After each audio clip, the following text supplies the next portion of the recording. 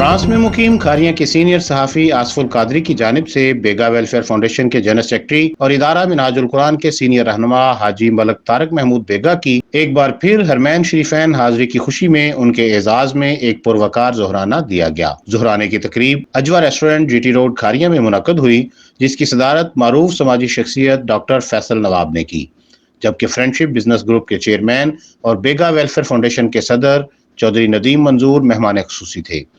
حال میں پہنچنے پر معزز مہمانوں کا پرتپاک استقبال کیا گیا۔ پروفیسر میاں قمر محمود نے تلاوت کلام پاک سے تقریب کا آغاز کیا اور حافظ اسامہ ارشاد نے بارگاہ رسالت مآب میں نعت رسول مقبول صلی اللہ علیہ وآلہ وسلم کی صورت میں عقیدت کے پھول نچھاور کیے۔ تقریب سے خطاب کرتے ہوئے مختلف مقررین نے صاحب تقریب حاجی ملک طارق محمود کی دینی اور سماجی خدمات پر اظہار خیال کیا۔ صدر تقریب ڈاکٹر فیصل نواب، چودھری ندیم منظور بیگا، پروفیسر شہزاد محمود، محمد اکرم بھٹی اور نیر صدیقی نے اپنے خیالات کا اظہار کیا، جس میں انہوں نے محبت کے اس خوبصورت اظہار پر آصف القادری کو زبردست خراج تحسین پیش کیا۔ تقریب میں سلطان غنی، راشد سیال، ملک عامر شہزاد، سینئر صحافی سید تنویر نقوی، سابق صدر press club Kharian Sheikh Zaman Ahsan, Muhammad Latif Rahmani, Ilyas Mirza, Aftab but, Yasir حسین، چودھری اشرف علی، چودھری ذیشان علی، بشیر عالم بھٹی اور بریگیڈیئر امجد علی نے شرکت کی۔